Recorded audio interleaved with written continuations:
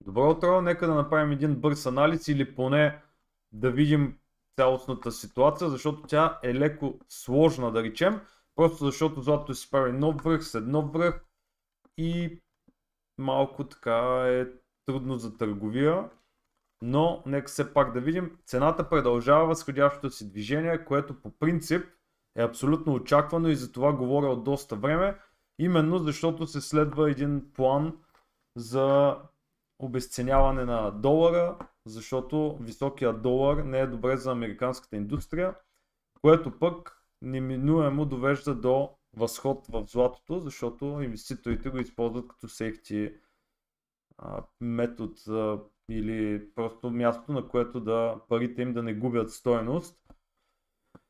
Така че възходящото движение ще си продължава според мен.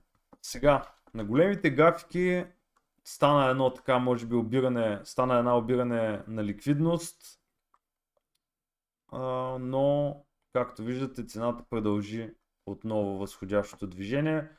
Може би на 4 часа единственото нещо, за което мога да се хвана на този етап, е ако разпъна едно Фибоначи и то от тук, защото ако го хвана от опашката, изобщо не докосва Фибоначи, но да речем от тук има отблъскване от 50, което точно профита идва около 4200.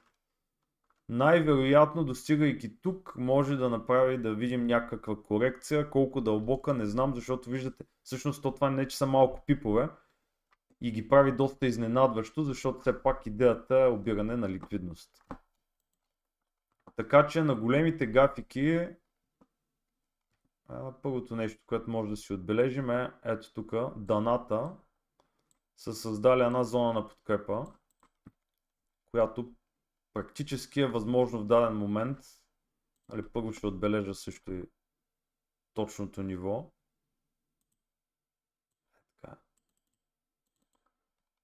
Не съм чак такъв перфекционист, това че сега ще го нагласим да е точно. Така, тук има една зона на подкрепа и на малките графики просто виждате тук върха, ако го хванем и него, като някаква зона order блок, но както виждате цената изобщо не се повлия нормално, това са си манипулации. Един път взе ликвидност, реджекна леко, пробив, тест и ново възходящо движение.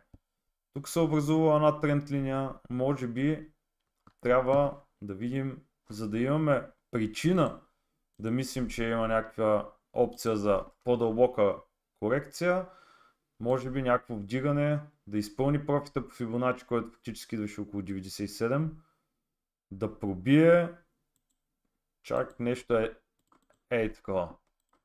Иначе преди това абсурд за продажби. В смисъл, може би някакви къси продажби, ама като цяло не. Сега, тук тази свещ може да отбележим като потенциална зона, от която евентуално, ако видим сега някакво връщане, може да се търсят покупки или на една минута, ако вляза. Да, това е едно и също. Фактически, това е зоната, има тук някакви дисбаланси. Може да видим едно малко падане и някъде от тук, ако достигне, да търсим нови покупки.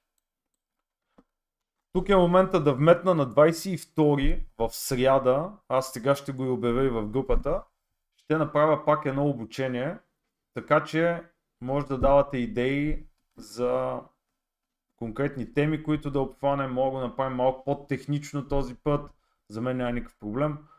От 7 часа на 22 тази сряда ще е обучението и отделно пак да опомена за копи търговията, който има интерес, може да ми пише. Така че хора, за момента това е. Отново фокуса е предимно предимно покупки и оттам нататък ще изчакаме малко, още е доста рано. Ще изчакаме да видим какво ще даде пазара днес. И така.